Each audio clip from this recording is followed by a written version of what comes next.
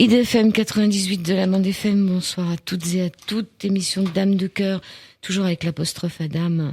D'abord une première Dame de Cœur, une seule Dame de Cœur avec moi, c'est Céline. Ah, merci. Céline Duhamel, elle est comédienne. Bonjour Céline. Bonjour, merci de m'appeler Céline. Oui, mais j'ai tendance tout le temps à... Bon, c'est pour ça que j'aime bien avoir les noms, comme ça je me trompe pas.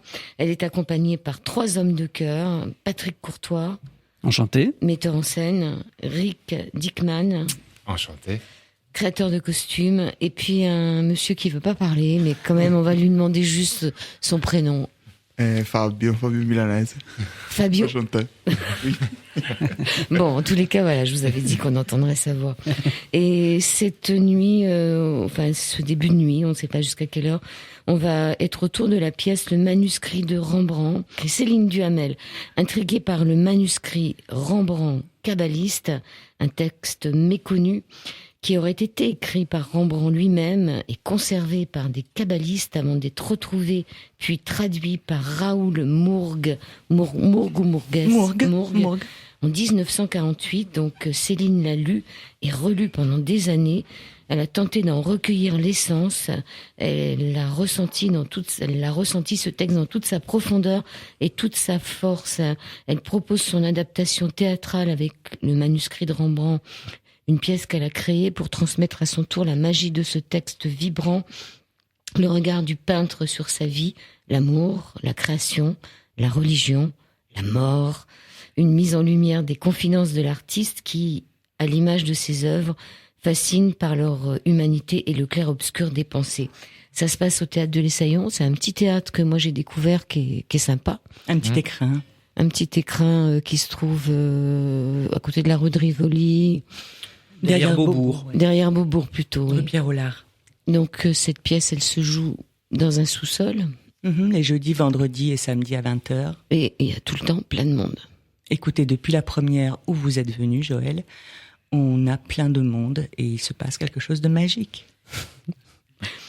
D'accord. Alors, pour le costumier, qui est le costumier ? C'est moi le costumier. Alors, est-ce que c'est votre métier ? Oui, totalement. Je fais des costumes, je suis plutôt dans la couture depuis l'âge de 18 ans. Maintenant, j'en ai presque 50. Et c'est en France que j'ai commencé à me spécialiser vraiment spécifiquement pour les costumes de théâtre. Aux Pays-Bas, j'avais appris, je suis d'origine néerlandaise. Ce qui tombe bien pour Rembrandt, vous imaginez ? Évidemment. Et aux Pays-Bas, j'étais plutôt dans l'haute couture, la prêt-à-porter. Et c'est en France où on a cette magnifique opportunité de pouvoir faire des costumes pour les théâtres. Et c'est là où j'ai appris en France à vraiment faire des costumes vraiment de spectacle au Greta des arts appliqués. Et vous n'avez pas eu de difficultés pour trouver les tissus ? Les tissus, il faut pouvoir les trouver. C'est vrai que après, quand même, on a un marché qui est absolument impressionnant avec tous les costumes. Voilà, merci. À la bonne hauteur, ça ira mieux. On a quand même le marché Saint-Pierre où on a un choix absolument énorme de toutes les différentes sortes de tissus et des différentes qualités de tissus. Pour la pièce de Rembrandt, je suis allé dans les tissus... des velours ? Des velours, mais des vrais velours de haute couture, de haute gamme, avec une idée en tête qu'un costume qui est de bonne qualité est fait avec des matériels première classe, des matériels de haute gamme, qui donnent une tombée et une image absolument parfaite. En plus que j'avais... Céline à habiller, oui, ça doit pas Céline être si habillée, difficile que ça. Merci. Non, je dirais plutôt que Céline est quelqu'un d'absolument magnifique à voir, avec une vraie prestance sur scène, et donc... Alors, franchement, vous étiez bien dans ces costumes. Et est-ce que vous arriviez bien à vous mouvoir ? Alors, ces costumes sont d'une qualité extraordinaire pour avoir joué dans beaucoup de spectacles. C'est que quand je l'ai enfilé, il était à moi. Vous allez le garder intégré d'ailleurs immédiatement. Alors, je n'ai pas été faire mes courses avec après, c'est comme conseiller Dick pour m'y habituer. Mais comme son travail est très, très perfectionniste jusqu'à la doublure, l'intérieur, la couture, que l'acteur ne soit pas gêné, qu'il puisse se mouvoir rapidement, bien, se déshabiller, s'habiller, Et en plus, il y a quelques effets pendant le spectacle dont il fallait tenir compte. Et je dois reconnaître que vraiment, à peine j'ai enfilé le premier costume, puisqu'il y en a d'autres, voilà, j'étais le personnage, c'était pile poil ce qu'il fallait. Le costume de Rembrandt, lui, par contre, c'est plus facile. Hein. Si ce n'est... Techniquement, il était en fait presque plus difficile à faire parce que l'époque est très bien documentée, mais néerlandais. Donc en France, je trouvais pas la bonne documentation pour pouvoir me inspirer pour les costumes. Donc j'ai dû me tourner vraiment sur le côté néerlandais. Le fait que je peux chercher en Internet, par exemple, sur les côtés néerlandais, me facilite beaucoup de choses. Après, bien sûr, je me suis approfondi dans les peintures de Rembrandt. Une des premières choses qu'on a fait avec Patrick, c'est bien sûr de se décider des couleurs. Quand on essaye de faire des costumes pour un spectacle où il y avait un personnage qui a eu autant d'importance et autant connu dans le monde entier, on ne peut pas s'en passer de faire une recherche qui est vraiment profondément liée avec Rembrandt. Il faut regarder ses peintures, il faut regarder tout ce qu'il a fait, et après d'essayer de trouver de distiller les couleurs, l'essence de ce que cet homme a fait, et d'essayer dans un seul jeté de faire quelque chose qui est bien. Donc avec Patrick, on a décidé d'aller dans des couleurs spécifiquement Rembrandt, qui est dans ses dernières peintures. Là, on est allé dans le rouge et dans le vert. Et après, j'avais quand même un peu de mal à trouver le bon costume pour Rembrandt, parce que c'est pas évident. C'était un homme qui était un peu à part. C'était un vrai artiste. C'était pas quelqu'un qui était dans le suivi de la mode. Il n'était pas dans l'apparat. Voilà, exactement. C'était pas Monsieur Tout le Monde. Voilà. Donc, ça a fait une recherche qui était assez difficile. Et j'avais la chance d'avoir avec Patrick, justement, de trouver Patrick qui était complètement d'accord avec moi sur certaines idées que j'avais mis en avance. Après, j'ai fait un dessin et on a décidé après la direction à prendre. Oui, c'est-à-dire que le travail qui était intéressant à faire, c'est qu'on voulait retrouver l'humeur de Rembrandt, mais qui a peint des centaines d'œuvres, comme il le dit lui-même, retrouver ses couleurs, retrouver surtout ses effets d'ombre. Donc il fallait que le tissu réponde à la lumière du spectacle en donnant des ombres, des lumières, des couleurs. Et je me suis retrouvé face à Rick qui, lui, arrive avec toute une très belle recherche et qui, dès le départ, comprend très très bien dans quelle mesure le costume allait être très important sur ce spectacle, parce que, vous l'avez vu, il y a très peu de décors, on joue un peu sur l'humeur du lieu, donc les lumières prennent une importance capitale. En décor, il y a une table, une chaise et un fauteuil. Quelques pots. Oui, il y a 2 chaises, un fauteuil. Je ne sais pas le vrai nom, mais c'est une bouillotte de l'époque, une espèce de cylindre en cuivre qui est une bouillotte. Oui, mais là, on est même dans l'accessoire, dans les éléments vraiment importants. Il y a une table, quelques tabourets, une chaise percée et un chevalet. Voilà. Et un chevalet, oui. Donc moi je misais tout à fait sur et les costumes et les lumières. Donc c'est vrai que d'avoir en face de soi quelqu'un qui fait une recherche vraiment profonde sur son costume, et c'était très agréable parce que grosso modo on s'est compris très très vite. C'est compris très très vite. Ça, c'était très agréable. C'était très agréable. Donc après il est parti dans cette création. Il fallait à la fois donner une certaine richesse, parce que Rembrandt a eu des périodes vraiment fastes où il était très très riche, mais il a eu aussi des périodes très sombres. Et puis il y a ce côté de cet homme qui, un peu avare, allait peut-être même user un peu le costume jusque à le jeter quand il serait complètement fichu. On a travaillé tous les deux, et c'est même Rick qui m'a amené cette vision de cet homme qui, la mode, il s'en moque. Ce qui compte avant tout, c'est d'avoir du matériel pratique, parce qu'il peint. Donc, où les autres ont des francs-freluches et des choses qui dépassent et qui gênent la main, lui, il va tout replier, tout remonter jusqu'à mi-bras parce qu'il a besoin de pouvoir travailler. Et je voulais retrouver cette aisance pour laisser d'ailleurs à Patrick Floersheim le plaisir de jouer avec ce costume. Ce qu'il fait d'ailleurs lui-même. Il l'utilise pas du tout comme il est prévu. Patrick Floersheim, c'est Rembrandt qui n'est pas là ce soir, qui est un Rembrandt vieillissant, c'est pas un Rembrandt jeune. Hein. C'est le Rembrandt de la fin. C'est le Rembrandt de la fin. Oui, Patrick Florsheim est en tournée, il s'excuse, mais il pense à nous ce soir. Bon, donc la pièce commence finalement, je veux dire, avec Rembrandt qui est dans son fauteuil, hein, je me souviens, et après vous apparaissez dans la pièce. Et la question que je voulais vous poser, parce que je me la suis posée encore jusqu'à maintenant, c'est qui êtes-vous pour Rembrandt ? Au début, on a l'impression que vous êtes sa servante. C'est le but. Alors, au début, c'est le but. Et le but est même que vous vous posiez cette question. Et qu'il n'y ait quasiment qu'une réponse personnelle, intime à la sortie du spectacle. Stella est ce que vous voudrez qu'elle soit. Le tout étant que, au cours du spectacle, Stella apporte des éclairages sur la pensée du peintre, la pensée du génie et la pensée en général de l'homme avec un grand H.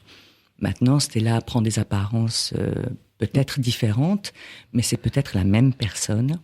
Mais y a-t-il une personne présente aussi ? Oui, au début, vous êtes sa servante, d'ailleurs. Vous avez un tablier que vous allez lâcher à un certain moment. Hein. C'est là qu'on découvre aussi le costume en dessous. Enfin, c'est vraiment Alors, on va quand même un peu rester sur le costume. J'ai pas regardé les chaussures, ça m'a pas choqué. Donc, comment vous avez trouvé des chaussures ? Parce qu'on rappelle que Rembrandt, c'était 1606, enfin, sa naissance, 1669. Donc, oui. bon. Donc, les chaussures. Le cauchemar du costumier, c'est toujours les chaussures. Pour Rembrandt, tu as trouvé la solution, cela dit. Oui. En fait, c'est très important quand même que les gens se réalisent qu'on fait une interprétation de ce qui est le costume d'une époque.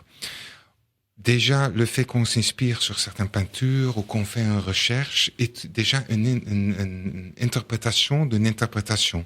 Quand on fait une peinture à l'époque, c'est une interprétation d'un moment, une photo d'un moment, et comment le peintre a vu cette personne quand il a peint la personne en question. Une fois de plus, après, moi, je fais mon recherche, je regarde la peinture, donc je regarde déjà une interprétation et je fais ma propre interprétation de ce qui est de cette peinture. Donc, il faut déjà essayer de laisser tomber cette idée que le costume sera absolument historiquement correct. On ne peut pas. Ce n'est pas possible à l'heure qu'on parle maintenant aujourd'hui. Donc j'essaye à ce moment-là, bien sûr, de trouver l'image visuelle le plus proche de ce qu'on aimerait bien projeter pour cette pièce. Avec Patrick, on avait décidé que l'historiquement correct passe un peu au deuxième plan par rapport au projection de le costume entier. Donc après, pour revenir aux chaussures, bien sûr, j'essaye de regarder avec une bonne recherche que c'était les chaussures d'époque, et j'essaye d'adhérer au plus proche possible ce que c'était à ce moment-là la forme principale de chaussures, ce qui était un peu plus les bouts carrés qu'on voit un peu pour ce spectacle-là. Après, je pense surtout aussi à le performeur, à l'artiste qui se trouve dans cette costume et qui doit se sentir à l'aise, qui doit se sentir que son costume complètement près d'elle, proche d'elle, en étant elle-même. Et c'est dans ce sens-là que j'ai trouvé les chaussures, qui étaient des petites chaussures en cuir. Vous avez trouvé dans un magasin d'articles de théâtre, parce que c'est pas le tout de les imaginer, il faut les trouver, vous n'allez pas les construire. En fait, je les recherche partout et dans des magasins de théâtre, dans les opus, un peu partout. Non, je vais beaucoup de recherches sur Internet, je vais aussi dans les magasins et je regarde vraiment, je passe des heures dans les magasins. Vous trouvez la pointure aussi. Pour trouver les bons chaussures. Et Eric a trouvé une chaussure à bout carré, en simili-cuir. Enfin, on a vraiment l'impression que c'est un chaussure qui sort de l'époque. Et je ne les sens pas. Je suis comme sur un nuage en train de... Et la recherche était axée. La recherche était vraiment axée. Quand la démarche était très importante. Et la légèreté, le fait de ne pas sentir le chaussant, justement, ne pas être l'actrice qui met sa chaussure en disant « Ah, j'ai mal aux pieds, mais il faut que je joue autre chose ». Je ne sais pas que j'ai des Donc ces chaussures, vous les gardez pour vous ? Vous pouvez éventuellement... Ce sont les chaussures de Stella. Oui. Mais bon, ces costumes, qu'est-ce qu'ils vont devenir ? Ils appartiennent à la production. Ils vont avoir une longue vie, cher Joël, parce que normalement, ce spectacle va vivre très longtemps. Oui. On va les user. Ouais. Alors, ils appartiennent à la production, c'est-à-dire la compagnie théâtrale. On pourrait parler de cette compagnie-là.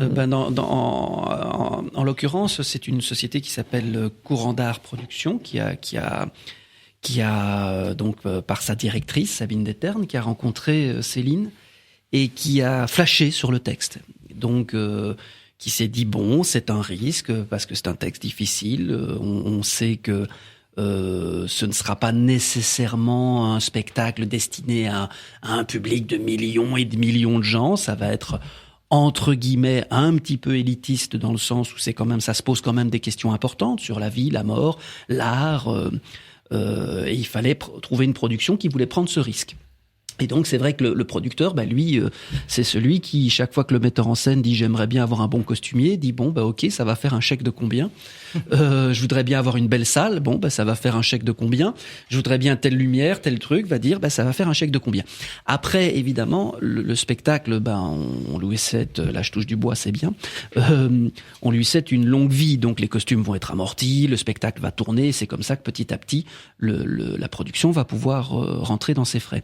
Ce qui est très très bien avec cette production, c'est que c'est une petite production, donc elle a ce petit côté artisanal que nous avons tous sur ce spectacle, à savoir qu'on y a tous mis du cœur. On n'est pas arrivé en disant moi je suis une vedette, je veux un gros chèque, et puis je vais faire une mise en scène, et puis Rick va arriver en disant moi j'ai des prétentions je veux des costumes, je veux 25 costumes sur 1 heure, parce qu'on sait très très bien que c'est un spectacle qui amène à une certaine intimité.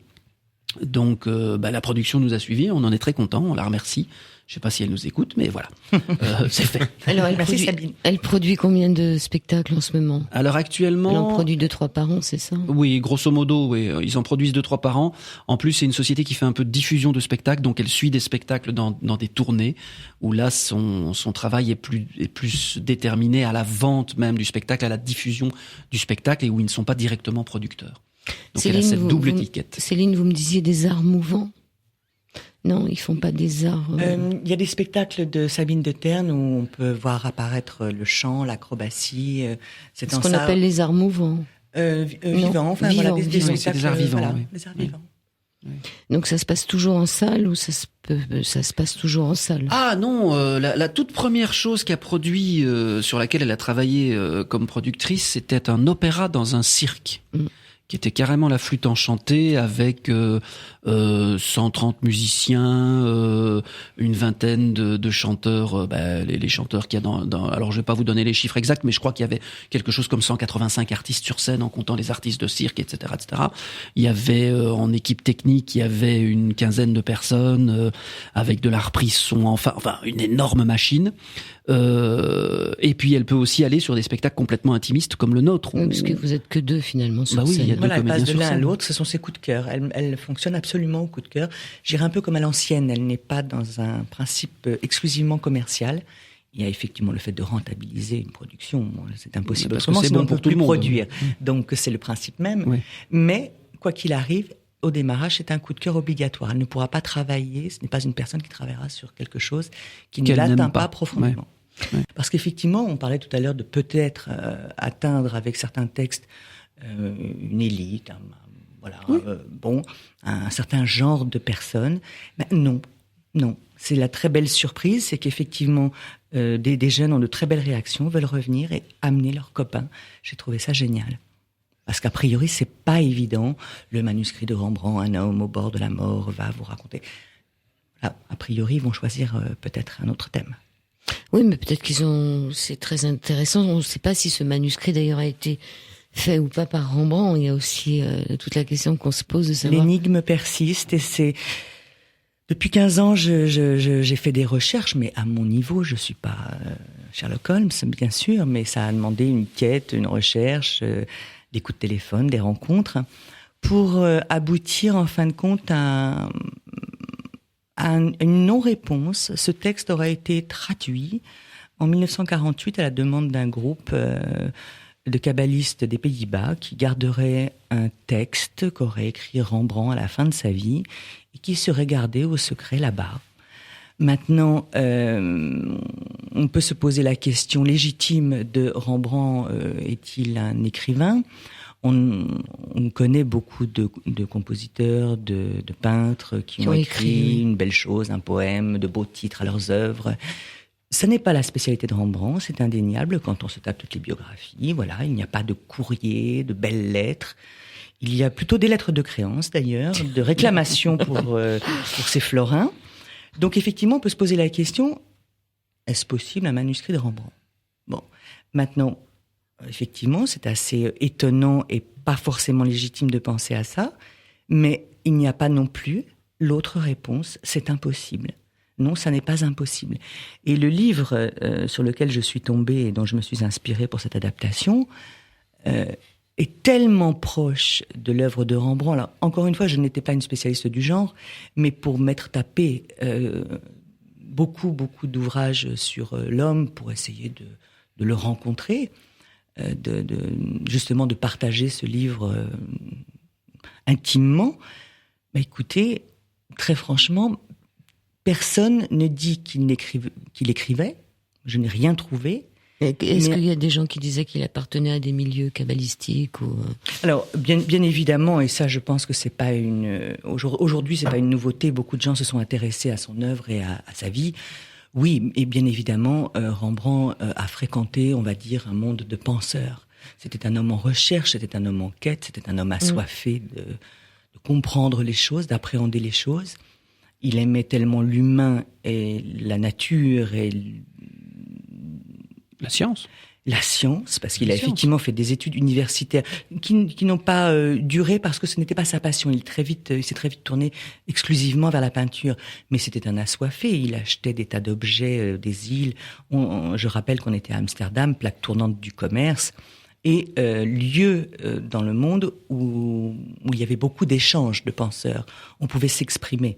Il y avait beaucoup de sectes dans le sens noble du terme à l'époque, c'est-à-dire de gens qui se regroupaient pour échanger, pas comme on l'entend aujourd'hui, bien évidemment. D'accord, Eric. Alors, vous êtes néerlandais, donc vous n'auriez pas pu vous intéresser aussi à trouver des choses sur ce manuscrit en langue maternelle. Oui, c'est incroyablement intéressant cette époque, et c'est incroyablement intéressant d'apprendre plein de choses sur Rembrandt. En fait, je me suis rendu compte qu'après, une fois que j'ai lu bien sûr les premiers textes, je me suis aperçu qu'en fait qu'il y a un monde entièrement derrière. Il y a l'âge d'or de Gouden Eeuw de l'époque néerlandaise, où effectivement il y avait une ouverture d'esprit qui était reconnue partout dans le monde entier, et ça faisait venir des gens du monde entier qui venaient à Amsterdam pour découvrir ce qui était Amsterdam. De l'autre côté, il y avait quand même cette côté néerlandais où il y a comment ça s'appelle j'en passe. Il y a des petits côtés aussi qui sont très restrictifs aux Pays-Bas. Je n'ai rien trouvé par rapport au texte de Rembrandt. Au manuscrit. C'est-à-dire, vous n'avez pas trouvé l'original. Non. C'est ce qui m'a beaucoup étonné, en fait. Mais j'avoue que je suis encore en plein recherche. Le week-end dernier, j'étais encore sur Internet en train de rechercher sur certaines choses. C'est assez bien documenté en France. Mais le côté néerlandais, pour une raison quelconque, je ne sais pas pourquoi, je ne trouve pas grand-chose. Je serais très intéressé de retrouver certaines informations là-dessus. Oui, retrouver le manuscrit en langue originale. Oui. Il y a une chose qui est passionnante, c'est qu'on s'aperçoit, en s'intéressant à la vie de Rembrandt, c'est que, comparativement à d'autres personnages très célèbres, les gens qui se sont intéressés à son œuvre ont été happés pour des années. À chaque fois, on entend quelqu'un parler de 30 ans de recherche, 25 ans ils se sont intéressés, ils ont cherché. C'est toujours un grand nombre d'années. Et je me suis aperçu que quand je lisais ça, je me suis dit, mais ma pauvre, ça y est, t'es dans le tas. 15 ans ont passé. Ça y est, je suis... c'est vraiment... Je me suis fait avoir, voilà, comme beaucoup d'autres. Mais il y a des raisons pour ça. Donc, cette maison d'édition, elle n'existe plus ? Alors, celle d'origine, non. Elle a été rachetée, cette petite maison d'édition suisse a été rachetée par... oui, je suppose que c'est racheté, parce que je vois pas un héritage, j'en sais rien. Mais en tout cas, c'est aujourd'hui la Baconnière, en Suisse, la grande maison d'édition La Baconnière, qui possède, en tout cas, je sais pas comment on dit. Les droits. Les droits, en tout cas, ça c'est sûr, puisque j'ai cherché pendant des années à obtenir les droits exclusifs pour cette aventure, justement, vu qu'on sait que ça demande beaucoup de travail, beaucoup de temps, beaucoup d'investissement personnel. Je souhaitais en avoir les droits exclusifs. Et il a fallu 10 ans pour que cette histoire se réalise. Donc mes droits s'interrompaient au bout de 10 ans. Et quand l'histoire a failli commencer, vraiment, je me suis aperçue qu'il me restait 6 mois. J'ai donc rappelé la Baconnière en disant au secours, alerte rouge. Est-ce que vous êtes d'accord pour prolonger prolonger Et effectivement, j'avais demandé quelle somme. Voilà, on allait me demander parce que je souhaitais faire quelque chose de ce livre dont ils ne se servent plus eux. Et la période de descendants, Rembrandt. Pas que je sache, chère madame. Et Raoul Mourgue, je n'en sais rien non plus. Je suis en contact avec la Baconnière. Mais effectivement, la question s'est posée parce qu'il y a un moment donné, il y a des droits de toucher à quelque chose. Mais comme on ne sait pas si c'est Rembrandt qui l'a écrit, la seule chose qu'on sache et vraiment... Qui aurait pu s'amuser à inventer un manuscrit de Rembrandt? Il faut quand même réfléchir à ça. Il faut déjà y penser. Alors, on m'a donné on m'a fait des propositions en discutant de ci, de là au cours de cette aventure. On me disait, il arrive qu'il y ait un effet de marketing où on dit le manuscrit de Casanova, le manuscrit des spéculations pour des ventes aux enchères. Donc, c'est possible. Mais en quelqu'un est Suisse, très célèbre. Mais en Suisse, à cette époque-là, il n'y a pas de 48. marketing. 1948, oui, je veux dire. Enfin, mais ça a été une traduction, donc le traducteur, on connaît le nom du traducteur? Le traducteur, c'est Raoul Mourgue. Vous le citiez tout à l'heure. Il est toujours en vie, cet homme-là? Pas du tout. Et j'ai cherché de la descendance, j'ai fait des recherches. Ça a fait partie de ma quête. J'ai trouvé un arbre généalogique, j'ai trouvé des tas de choses très intéressantes. Sur Raoul? C'est un homme qui était à la Villa Médicis à une période. Donc c'était un peintre aussi, lui? Non, il y était en tant qu'auteur. D'accord. En tant qu'auteur. Mais pour autant, voilà, il subsiste ce mystère. Et là où on est obligé de laisser un point d'interrogation, c'est que si vous faites des recherches dans des livres ou via Google ou via des spécialistes, personne n'a la réponse. Personne ne dit non, c'est impossible. Donc, s'il n'y a pas de non, c'est impossible, il y a peut-être un oui, c'est possible. Le mystère reste entier. Comment vous l'avez découvert, ce manuscrit, vous? Une aventure rigolote. Un moment où, en tant qu'artiste, je n'avais peut-être pas beaucoup de sous. On m'a très gentiment proposé pour se débarrasser, quelqu'un qui voulait se débarrasser d'une très belle bibliothèque, m'a proposé de tout prendre en me disant, écoute, ça te rendra service, moi, ça m'emmerde de m'en occuper, va vendre tout ça, ça te fera des sous, et puis voilà. J'avais pas du tout l'intention de faire ça, et puis j'avais la tête à autre chose. Et j'ai dit très poliment, c'est très gentil, je vais en prendre 2. Et au milieu de tous ces très beaux livres, j'ai pris un petit livre cartonné, pas très très beau, comparativement aux autres, où il y avait marqué sur la tranche Rembrandt kabbaliste. Je ne suis pas une spécialiste de la peinture, je ne suis pas une spécialiste de la kabbale. Pourquoi ai-je pris celui-là, je ne sais pas. Ça m'a poursuivi pendant des années, c'est pas fini. Et celui-là, on ne le trouve plus, là. Vous me dites qu'il est très très rare. On l'a trouvé de loin en loin dans Rarebook, dans des sites de livres rares. Mais à ce jour, par exemple, où je m'inquiète toujours de savoir si on en retrouve, il n'y en a plus. Il n'y en a pas. À ce jour, il n'y en a pas. Donc, il faut demander à l'éditeur de le rééditer.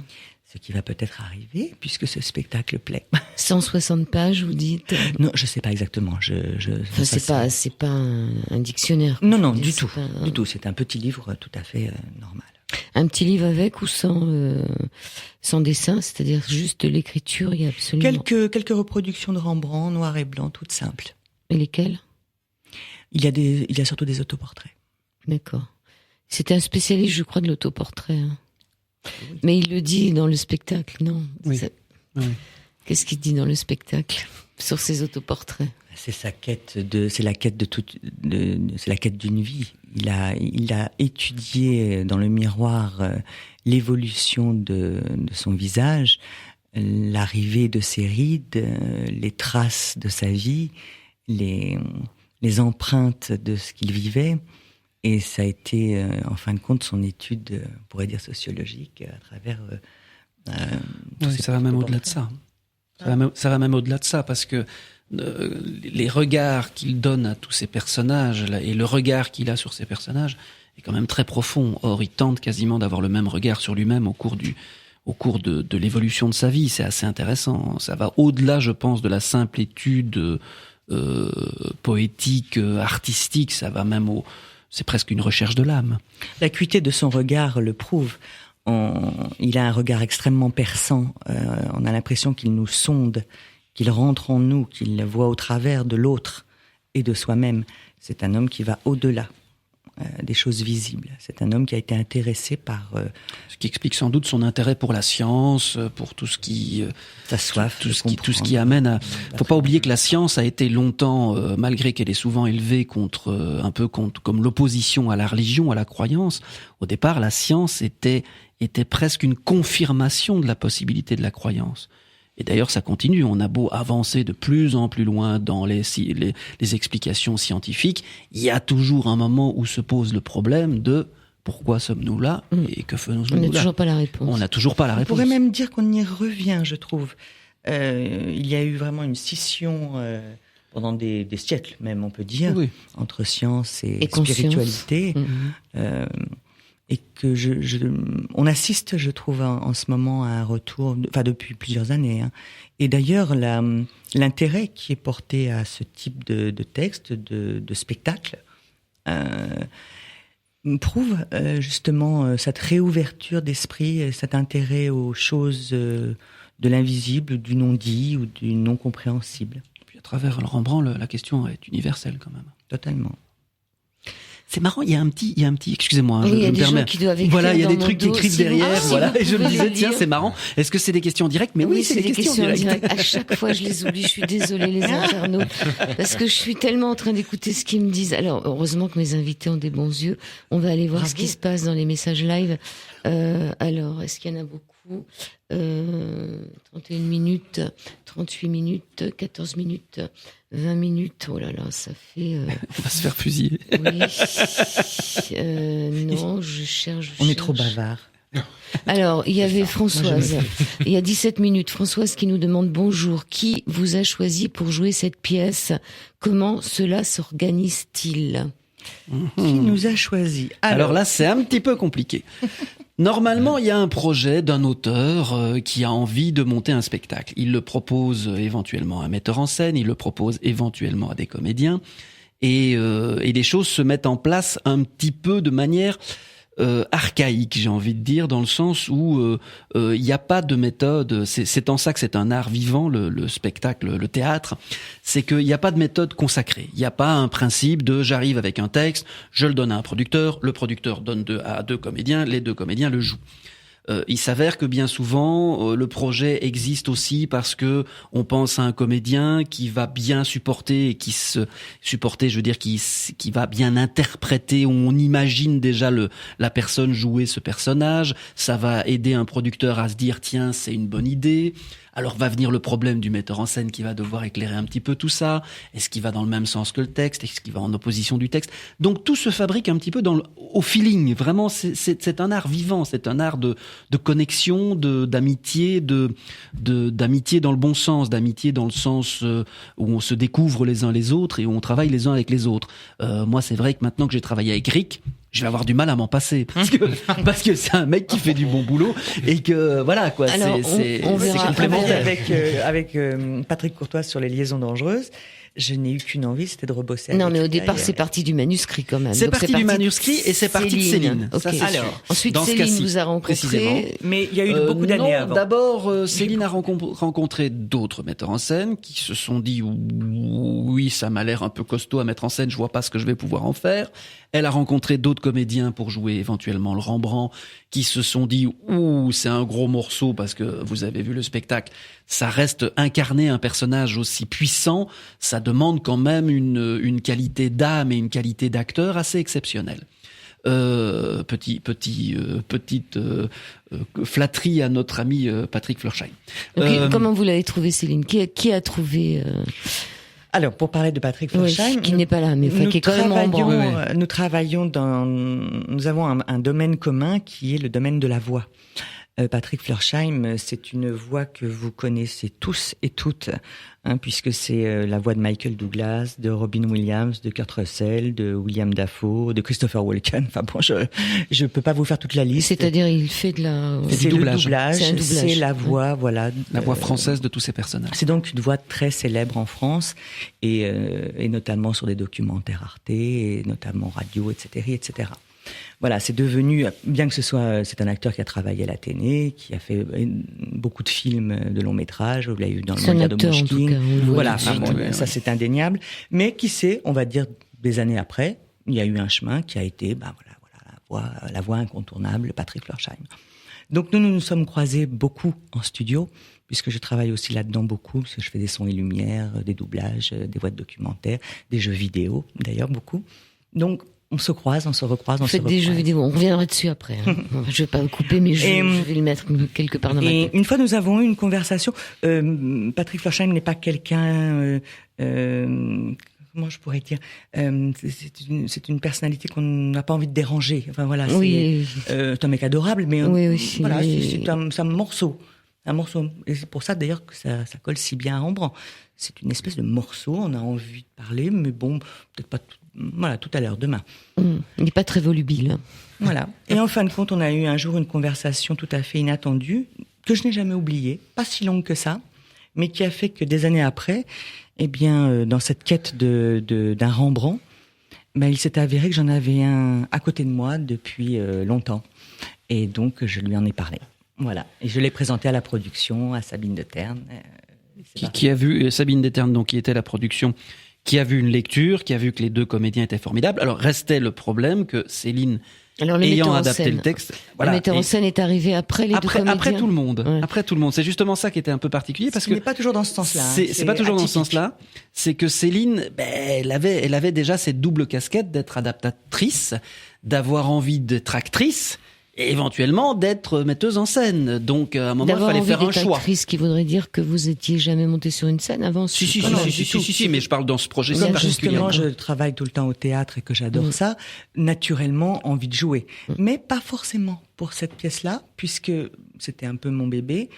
Donc, l'idée était effectivement en tête de, pourquoi pas le mettre en scène, bien évidemment, puisque je le portais quelque part. Mais la différence, c'est que, effectivement, il y a une productrice qui tout d'un coup est intervenue dans l'aventure et qui m'a dit c'est l'un ou c'est l'autre. C'est-à-dire où on est mis en scène, on peut pas faire les deux. Peut-être, mais pas sur ce type de. C'est très compliqué. C'est difficile de se regarder de l'extérieur. Il faudrait se filmer. Et sur ce type de spectacle, c'est très dangereux. Oui. Très très dangereux. Donc à un moment donné, les choses se sont simplement clarifiées dans la tête. J'avais travaillé avec un bonheur infini sur la qualité de direction d'acteur et la scénographie de Patrick Courtois. Donc est apparue la solution finale, c'est-à-dire je vais faire le métier que je sais faire et que j'adore faire. Et Patrick Courtois va assurer la mise en scène. Oui et non, parce que comme je suis metteur en scène et comédien et que metteur en scène, il est comédien aussi. Mais après les choses étaient simples, claires. Voilà, ça Patrick est comédien aussi, donc. Alors en ce qui concerne donc le costume, Rick Dickman, comment est-il arrivé dans votre vie? Parce que quand même, fallait le faire, ça. Alors moi j'avais vu des. Je vais faire une vilaine plaisanterie, mais il m'a été totalement imposé. Je ne le connaissais pas. Non, c'est vrai. Non, toi, tu le connaissais pas. En plus, c'est vrai. Mais oui, c'est vrai que je ne connaissais absolument pas. Eh bien, ça, c'est la production. C'est la production qui m'a rappelé, qui m'a dit, mais tu sais, tu as bien aimé le costume de 24 heures de la vie d'une femme. Je dis, oui, j'ai beaucoup aimé le costume de 24 heures de la vie d'une femme. Et puis, tu as bien aimé aussi les costumes que tu as vus dans les spectacles mis en scène par Monsieur le maire. Et oui, Monsieur le maire, oui, je vois les costumes. Oui, ils sont vachement bien. Faudrait que tu rencontres Rick. Je pense qu'il va t'intéresser. Rick est arrivé avec une documentation redoutable qui m'a mis sur la table en disant voilà, je vois ça comme ça, regarde les tableaux. Et on a envahi 4 tables de restaurant avec toute sa documentation, où il m'a dit attention, je la garde, c'est ma documentation à moi. et il s'est avéré que plus on avançait, plus je lui disais tu sais, moi dans le costume, j'ai besoin qu'il évoque, mais qu'en même temps les acteurs soient bien dedans, parce que comme je suis acteur, je sais combien c'est difficile de jouer dans un costume contraignant, genre avec des baleines, des choses qui vous empêchent de respirer, d'envoyer de la voix, enfin bref. Et là, je me suis rendu compte que c'était un vrai homme de théâtre. C'est-à-dire qu'il avait déjà conscience de tout ça et que j'allais pas perdre mon temps pendant des heures à lui dire non, ça c'est pas possible parce que ils pourront pas jouer, ils pourront pas se baisser, ils pourront pas utiliser les accessoires. Et ça s'est fait avec une facilité tellement déroutante que grosso modo, une fois qu'il m'a expliqué ce qu'il voulait faire, je me suis dit je sais pas quand je lui ai expliqué, mais j'ai l'impression de lui avoir déjà expliqué. Alors comment ça se fait? Vous avez un book, comment ça se passe? Le book, c'est des photos des acteurs avec vos costumes, comment ça se passe? J'ai un site, bien sûr, qui est sur book.fr, mais ce qui est assez rigolo que ce que Patrick dit, c'est pour moi ce qui est très important avec les costumes, un costume est une aide pour un artiste pour prendre le rôle, pour pouvoir prendre le rôle. Et dans ces cas de figure, j'ai un cahier de charges qui est extrêmement précis et pour moi extrêmement clair. Le costume ne doit jamais prendre le dessus sur un artiste. Un costume est là pour aider quelqu'un à prendre son rôle, à 100%, voire 200%, voire 300%. Oui, c'est pas le costume qui défile sur la scène. Exactement. Pour moi, un spectacle où j'entends aucun commentaire sur le costume est pour moi une réussite. Par exemple, l'autre spectacle que Patrick a parlé avec, je n'ai, sur toutes les critiques, pas vu un mot sur mes costumes. Pour moi, ça veut dire que c'est une totale réussite. Parce que le costume n'a pas le droit, dans ces sortes de spectacles, de prendre le devant. Si on va au Moulin Rouge, ou on va quelque part où il y a les plumes, les paillettes, les strings, etc., à ce moment-là, le costume prend le devant. Aucun souci avec ça. Mais dans un costume de spectacle, pour une telle pièce comme pour Rembrandt, le costume doit prendre un rôle secondaire, voire pas exister du tout. Elle doit être naturelle. Céline doit être naturelle dans son façon d'être et de pouvoir projeter tout ce qu'elle a dans son âme et dans son cœur pour pouvoir faire le rôle meilleur possible. C'est à moi le travail de lui rendre son travail le meilleur possible, le plus impeccable possible, avec toute l'aide que je peux l'emporter. Et ça, vous imaginez que pour un artiste, c'est pas à tous les carrefours qu'on rencontre ce genre d'attention de la part du costumier. Ça serait bien qu'on soit comme ça tous dans la vie. Et je vais même m'élever un tout petit peu contre ce que dit, à l'encontre de ce que dit Rick, c'est que effectivement, c'est sa grande force de mettre son costume au service du comédien. Mais quelque part, cette ambiance qu'on ressent, cette espèce de mise hors temps, elle est complètement liée à ce costume et à la facilité qu'ont les comédiens à s'en servir. C'est peut-être pour ça qu'on va pas détailler le costume en disant « Oh, quel beau costume !» Mais on va plutôt dire « Je me suis retrouvé dans une ambiance, j'ai eu l'impression d'être à un moment à une époque différente, de vivre quelque chose de différent. » Et là, je pense que là, le costume, la lumière, là, c'est réussi parce que ça veut dire que c'est devenu une évidence. C'est pas de l'ordre de je n'ai vu que le costume. C'est devenu une évidence. Cette époque, ils étaient habillés comme ça. Point. On se pose même pas la question. Les spectateurs sont très très sensibles à la sortie du spectacle, d'avoir plongé aussi instantanément dans un univers, dans un autre temps, dans une époque. Déjà dans la cave, on plonge dans un autre hiver parce que c'est une grande cave en pierre, on peut dire avec des plafonds assez hauts. Oui. Donc déjà on tombe dans un autre espace et c'est vrai qu'après on change d'époque, donc ça c'est très bien aussi. Et le choix précis de quelques éléments seulement par la scénographie, par le metteur en scène, mais choisi avec justesse. Le costume, le détail, pareil, choisi avec justesse. D'emblée, nous porte, nous comédiens, à aller au-delà, puisque déjà tout un travail, grâce à eux, est fait instantanément. On peut, nous, se permettre de lâcher un peu les chevaux pour aller encore au-delà, parce qu'on a été aidé, valorisé, placé. On parlait d'une salle écrin tout à l'heure. La mise en scène, le costume et l'écrin pour l'interprète. Dans ce théâtre de l'Essayant, donc il y a une deuxième salle qui est plus grande. Est-ce qu'elle est complètement différente au niveau Elle est voûtée aussi. Elle est un petit peu plus profonde, un peu plus longue que large. J'ai envie de dire, elle est un petit peu plus classique entre guillemets. Mais il y a aussi cette belle pierre tout autour. Est-ce que si jamais vous avez trop de monde et que le spectacle continue, vous pourriez pas passer dans la grande salle ? Alors, paradoxalement, j'ai envie de dire que si on va passer dans une grande salle parce qu'on va aller jouer le spectacle à Avignon, c'est officiel depuis 2 jours. On peut le dire. On sait qu'on va jouer dans un très beau théâtre à Avignon. On va peut-être effacer la pierre. C'est-à-dire qu'on va plutôt jouer dans cette espèce d'univers qui est porté par le costume, qui est porté par les accessoires, le décor et les comédiens, et ne pas profiter de la pierre. C'est vrai que parfois le travail de metteur en scène, c'est aussi de s'adapter à un lieu. Vous aidez vos comédiens à s'adapter, parce qu'il nous est arrivé, et tu le sais, puisque nous avons travaillé ensemble sur les liaisons dangereuses, de passer d'un lieu qui était 6 mètres d'ouverture, 4 mètres de profondeur, à 24 mètres d'ouverture. Donc, pour les acteurs, ça change beaucoup de choses. Ils ont joué ce spectacle dans des salles de 800, 900 places. C'est clair que c'est plus du tout le même travail, c'est plus du tout... On change la scénographie, on est forcément obligé de l'adapter. Il y a à chaque fois une adaptation, une interprétation avec le lieu. Ouais. C'est inévitable. Or, le lieu, évidemment, ici porte... Et je ne peux que pousser les gens à venir voir cette version et leur dire pratiquement, profitez-en, voyez cette version et puis allez en voir une autre dans un contexte totalement différent. Comment vous pourriez faire pour cette pièce si c'était une très très grande salle? On est déjà sur les pistes. Déjà, le travail de la lumière va être capital, puisque c'est elle qui va nous mettre dans un endroit quasiment irréel.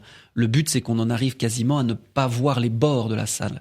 Parce que dans ce spectacle, il y a quand même une grande partie qui est de l'ordre du souvenir de Rembrandt. Or, ce qu'il imagine est. C'est la grande force du souvenir, de la mémoire. C'est que si vous faites un rêve, dans votre rêve, tout vous paraît extrêmement réel. Vous parlez aux gens, et en même temps, vous c'est communiquez. complètement flou aussi.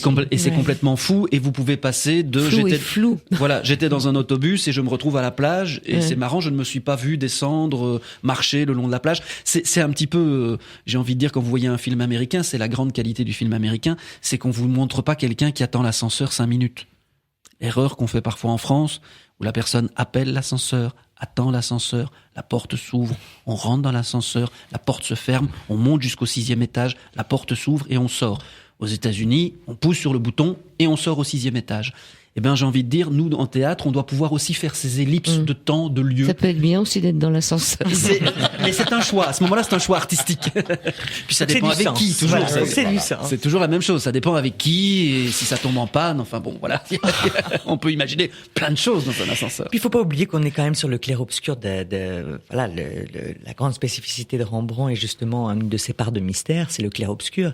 Et effectivement, le choix du metteur en scène de passer qu'il n'y ait pas de limite, qu'il n'y ait pas de bord à la scène, à l'espace spectateur, mais qu'on passe du noir à la lumière, est complètement en accord avec le propos de la pièce. Le clair-obscur. Alors là, il faut quand même qu'on fasse rire, parce qu'il y a un petit message là de Françoise qui nous dit: le jeune homme du bout, là, le barbu, a sûrement quelque chose à nous dire, je le sens. Obligatoire. En tous les cas, vous êtes vu. Fabio, tu as vu la pièce? Oui. Non, mais je suis pas très à l'aise avec le français. Alors, justement, dites-nous, mais c'est pas grave si vous n'êtes pas à l'aise, vous allez trouver les mots. La pièce, vous l'avez vue. Oui. Qu'est-ce que vous en avez pensé? Ça m'a beaucoup touché parce que j'ai vu un Rembrandt. Moi, j'aime bien l'art, tout ça. Et ça m'a beaucoup touché parce que j'ai vu des façades de Rembrandt que je connaissais pas. Et en plus, il m'a donné des différentes sensations qui des fois me donnent des œuvres d'art quand je les vois. J'ai trouvé que au niveau visuel, c'était magnifique. Mais même au niveau de émotion, c'était magnifique. Oui, parce qu'on apprend des choses sur soi-même. Oui. Et en plus, à la fin, il m'a donné une sensation de paix. Parce que dans un moment, tu sentais ce personnage, Rembrandt, vraiment, comme dit en français, qu'il avait un démon à l'intérieur, qu'il est en train de manger. Mais il avait une figure positive qui l'a apaisé, on dit comme ça en français? Oui, qui l'a apaisé. Alors, tu sentais la mort qui est en train d'arriver, mais c'était pas la mort qu'il te tue. C'est la mort que c'est un autre passage, c'est une autre chose, c'est une évolution et tu vas te sentir bien. Donc, c'était la scène finale quand il a l'éclairage, que tu te sens en paix. Moi, j'ai bien aimé ça. Je sais pas si je me suis bien expliqué. Très bien. Et le personnage de Céline? Oui, c'est ça. J'adorais.